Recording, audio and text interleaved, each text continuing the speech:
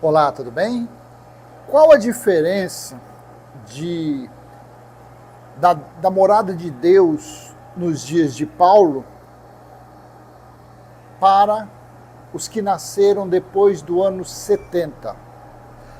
Não é 1970, é o ano 70.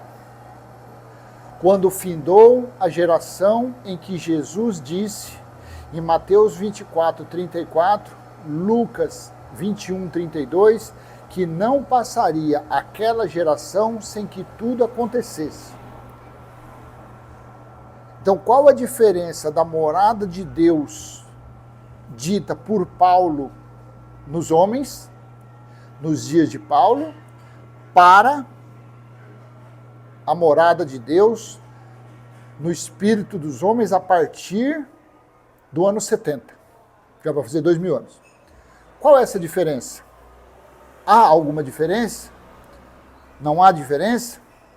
Veja, quando você lê em Joel, capítulo 2, do versículo 28 em diante, assim disse o profeta: E acontecerá depois disso que derramarei o meu espírito sobre toda a humanidade. Os filhos e as filhas de vocês profetizarão, os seus velhos sonharão e os seus jovens terão visões. 29. Até sobre os servos e sobre as servas derramarei o meu espírito naqueles dias. 30. Mostrarei prodígios no céu e na terra, sangue, fogo e coluna de fumaça. 31. O sol se transformará em trevas e a lua em sangue, antes que venha o grande dia do Senhor. Quando você vai lá em Atos, capítulo 2, versículo 14 em diante, assim disse Pedro.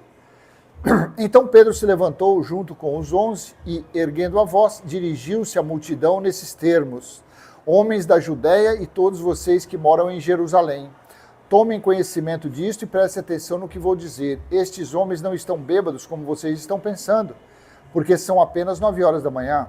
Mas o que está acontecendo é o que foi dito por meio do profeta Joel. Versículo 17.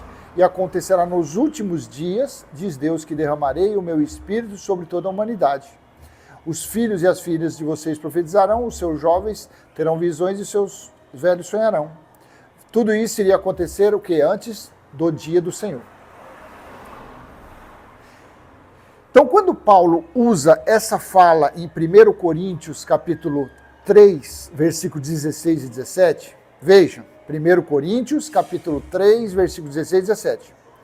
Vocês não sabem que são santuário de Deus e que o Espírito de Deus habita em vocês? Olha aqui. Paulo aqui estava falando do cumprimento da profecia de Joel. Porque nos últimos dias, Deus falou que derramaria do Espírito dele sobre as pessoas. Todas as pessoas, aqueles que acreditassem, aqueles que fossem cristãos, aqueles que confessassem Cristo. Porque foi preciso esse derramamento de dons do Espírito para disseminação, para espalhar o Evangelho, para espalhar que o reino de Cristo, o reino de Deus estava próximo.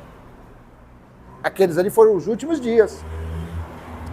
Em 1 Coríntios 6,19, Paulo também disse assim: será que vocês não sabem que o corpo de vocês é santuário do Espírito Santo, que está em vocês e que vocês receberam de Deus e que vocês não pertencem a vocês mesmos? Em cima disso, o que os pregadores usam? A blasfêmia.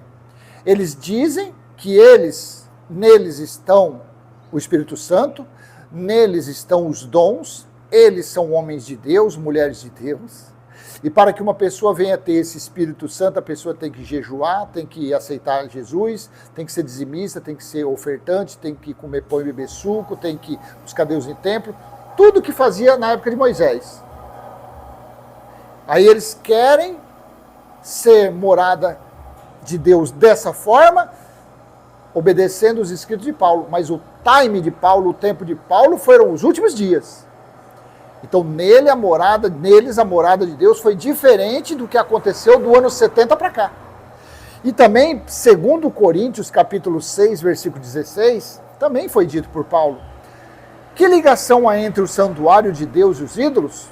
Porque nós somos santuário do Deus vivo, como ele próprio disse. Presta atenção nisso aqui. Aqui está a chave do conhecimento. 2 Coríntios 6,16. Que ligação há entre o santuário de Deus e os ídolos? Porque nós somos santuários de Deus.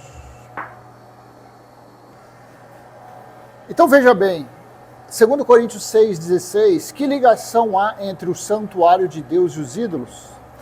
Porque nós somos santuário do Deus vivo, como ele próprio disse, abre aspas.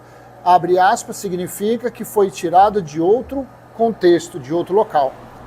Habitarei e andarei entre eles, serei o seu Deus e eles serão meu povo. Quando é que aconteceu isso? Essa profecia, sabe onde que está isso?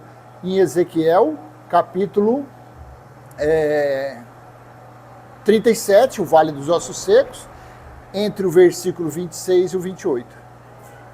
Farei com eles uma aliança de paz, será uma aliança eterna, eu os estabelecerei, os multiplicarei e porei o meu santuário no meio deles para sempre. O meu tabernáculo estará com eles, eu serei o seu Deus e eles serão o meu povo. 28.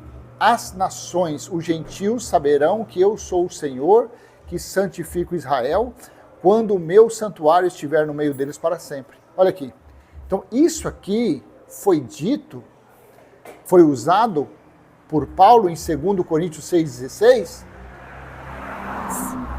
Escreveram aqui, ou ele mesmo usou isso, para querer dizer que nos dias dele, nos dias que eles estavam vivendo nos últimos dias, eles tinham se tornado morada de Deus. Ali não, ali é Efésios 4:8, quando Cristo subiu, levou o cativo, o cativeiro e concedeu dons aos homens.